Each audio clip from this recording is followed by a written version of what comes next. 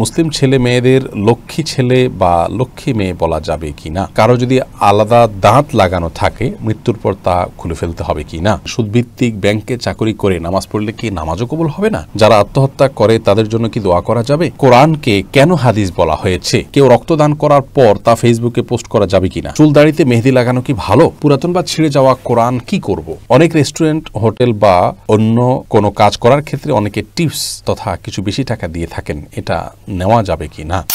আমি সর্বপ্রথম যে প্রশ্নটি দেখতে পাচ্ছি, এই প্রশ্ন করেছেন সাইদা জাহান, জানতে চেয়েছেন কারো যদি আলাদা দাঁত লাগানো থাকে মৃত্যুর পর তা খুলে ফেলতে হবে কি না।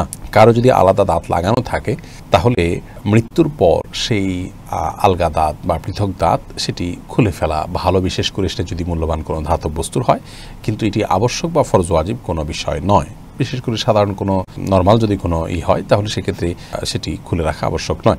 এর পরের প্রশ্নটি করেছেন দ্য ব্যাংকার গাই আইডি থেকে, আপনি জানতে চেয়েছেন সুদভিত্তিক ব্যাংকে চাকরি করে নামাজ পড়লে কি নামাজও কবুল হবে না। না ভাই, এমন কোনো কথা নেই। সুদভিত্তিক ব্যাংকে চাকরি করলে উপার্জন আপনার হারাম হলো, কিন্তু নামাজ হবে না এমন নয়। ফরমাল যে কাজগুলো আছে নামাজের, সেগুলো যদি আপনি সঠিকভাবে সম্পাদন করেন আপনার ইবাদত হয়ে যাবে এবং ফরজ আপনার আদায় হয়ে যাবে, ফরজ থেকে আপনি দায় মুক্ত হয়ে যাবেন।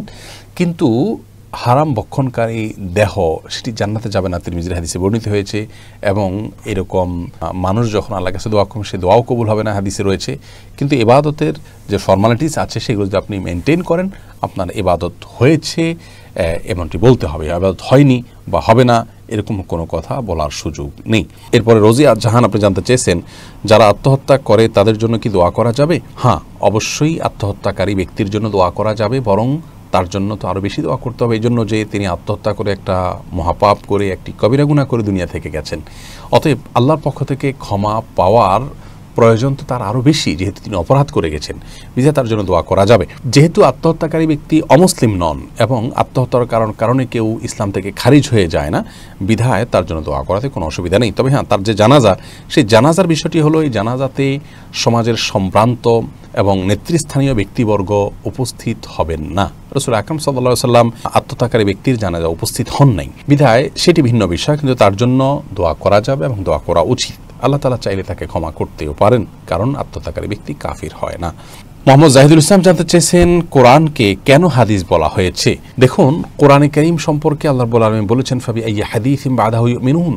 এই কথার পরে, অর্থাৎ আল্লাহর কথার পরে, অর্থাৎ আল্লাহর কথা ছাড়া আর কার কথা তারা বিশ্বাস করবে। এখানে কোরআনকে হাদিস বলা হয়েছে শাব্দিক অর্থে। হাদিস শব্দের অর্থ হলো কথা।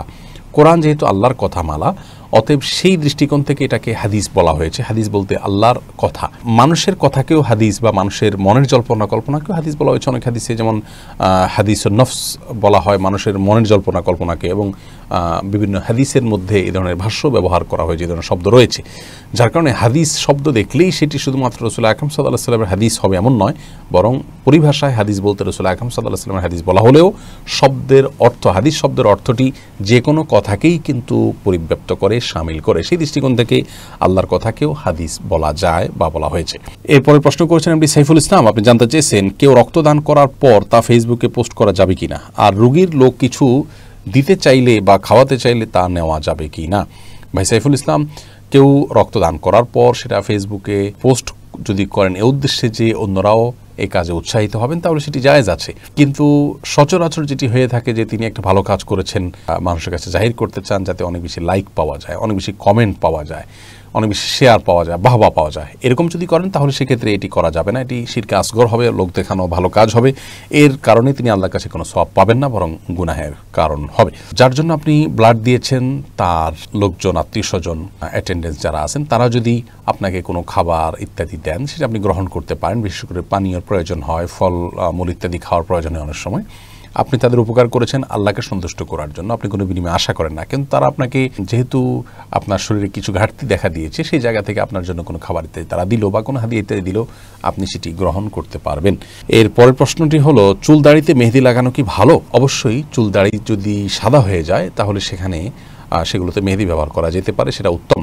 কারণ নবী করিম সাল্লাল্লাহু আলাইহি ওয়াসাল্লাম এক ব্যক্তির সাদা চুল বা দাড়ি দেখে তাকে বলেছিলেন যে এটাকে পরিবর্তন করো, তবে ওয়াজান্নিবুস সাওয়াদ, কালো কালার থেকে বেঁচে থাকবে। তার মানে চুল বা দাড়ি যদি সাদা হয়ে যায় সেটাকে মেহেদির কালার হতে পারে, জাফরানি কালার হতে পারে, ন্যাচারাল কোনো কালার দিয়ে সেটাকে পরিবর্তন করা যেতে পারে। তবে সেটাকে পরিবর্তন করতে গিয়ে যেন কালো বানানো না হয়, কারণ কালো করার মাধ্যমে প্রতারণার আশ্রয় নেওয়া হতে পারে, তার বয়স লুকানোর চেষ্টা হতে পারে, এবং আরও নানা দিক সেখানে, খারাপ দিক হয়তো সেখানে আছে। সেজন্য হাদিসে কালো কালার ব্যবহার করতে নিষেধ করা হয়েছে। এছাড়া সাদা চুল বা দাড়ি এটাকে অন্য কালার দিয়ে পরিবর্তন করা এটা ভালো। তবে লক্ষ্য রাখতে হবে যে কালার আপনি ব্যবহার করছেন সেটা যেন কেমিক্যাল এর কালার, এভাবে কেমিক্যাল কালার না হয় যেটার কারণে চুলের উপরে আলাদা, চুল বা দাড়ির উপরে আলাদা একটা স্তর পড়ে যায়, এরকম যেন না হয়, যেটা অনেক পুরু হয়ে গেছে আলাদা স্তর পড়ে এটা খসে পরবর্তীতে পড়ে, এমন যেন না হয়, তাহলে উজু গোসল হবে না। জাস্ট কালার হলো এটুকু যদি হয় তাহলে কোনো অসুবিধা নেই। এরপরে যে প্রশ্ন দেখতে পাচ্ছি তা হলো নাসিরউদ্দিন বাতুল, আপনি জানতে চেয়েছেন পুরাতন বা ছিঁড়ে যাওয়া কোরআন কি করব। দেখুন, পুরাতন বা ছিঁড়ে যাওয়া কোরআনের ব্যাপারে আমাদের করণীয় সম্পর্কে ইমাম মোহাম্মদ রাহিমাহুল্লাহ সহ অনেক বড় বড় ইমামগণের মত হলো সেটি আমরা কবরে বা এমন কোনো জায়গায় মাটিতে পুঁতে রাখবো যেখানে সচরাচর মানুষ পাড়া দেয় না। আস্তে আস্তে সেটা মাটিতে থাকতে থাকতে মাটির সাথে মিশে যাবে। কোরআন যদি ছিঁড়ে যায় বা ব্যবহার অনুপযোগী হয় তাহলে সেক্ষেত্রে আমরা এই কাজটা করতে পারি।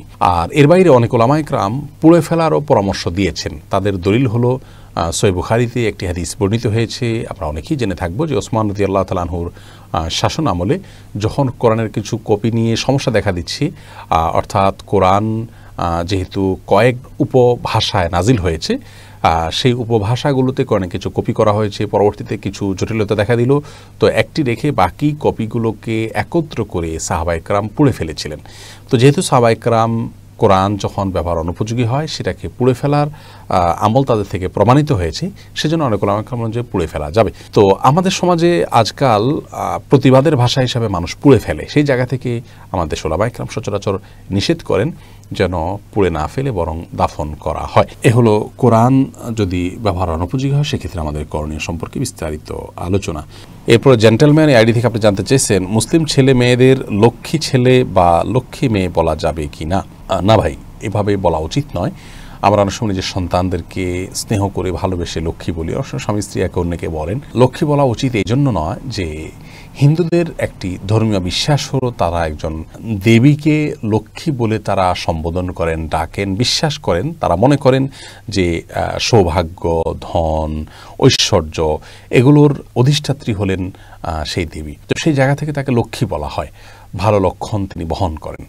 তো নিজের সন্তানকে বা প্রিয় কোনো মানুষকে যদি আপনি লক্ষ্মী বলেন, কেমন যেন আপনি সেই বিশ্বাসকে স্মরণ করে তাকেও ভালো লক্ষণ বহনকারী ওই দেবীর মতো, যদি আপনি এরকম মনে করে করছেন না কিন্তু তার সাথে সাদৃশ্য হচ্ছে, সে বিশ্বাসের সাথে কিছু দিক থেকে বাহ্যিকভাবে হলেও মিলে যাচ্ছে। শিরক এবং মুশরিকের বিশ্বাসের সাথে বাহ্যিকভাবেও সাদৃশ্য হয় এমন কোনো কাজ একজন মুসলমানের করা উচিত নয়। সেই জায়গা থেকে লক্ষ্মী ছেলে লক্ষ্মী মেয়ে বলাটা অনুচিত। এরপর এমডি শাহরাজ সাদমান, আপনি জানতে চেয়েছেন অনেক রেস্টুরেন্ট, হোটেল বা অন্য কোনো কাজ করার ক্ষেত্রে অনেকে টিপস তথা কিছু বেশি টাকা দিয়ে থাকেন, এটা নেওয়া যাবে কি না। দেখুন, হোটেলে বিশেষ করে হোটেল বয় যারা থাকেন, যারা খাবার ইত্যাদি সার্ভ করে থাকেন, তাদেরকে যে বকশিশ দেওয়া হয় বা টিপস দেওয়া হয়, এটি সম্পর্কে অনেক ওলামা কেরাম বলেছেন এটি জায়েজ নয়, এবং তার সপক্ষে যুক্তি হিসাবে তারা উল্লেখ করেছেন যে এটি উৎকোচের মধ্যে পড়ে যায়। অনেক সময় এই টিপসের আশায় তারা খুব ভালো খাবার পরিবেশন করে এবং অনেক সময় যতটুকু হকদার থাকেন কাস্টমার তার চাইতে আরও বেশি করেও করেন এবং অতিরিক্ত কেয়ার করেন যেটা অন্যকে করেন না, তাহলে তাকে ঘুষের মাধ্যমে তার কাছ থেকে এক্সট্রা সুবিধা নেওয়ার বিষয়টি এখানে আছে। সেজন্য অনেক ওলামা কেরাম এটাকে নাজায়েজ বলেন। ডক্টর খন্দকার আব্দুল্লাহ জাহাঙ্গীর রহমানুল্লাহ এটাকে নাজায়েজ বলতেন।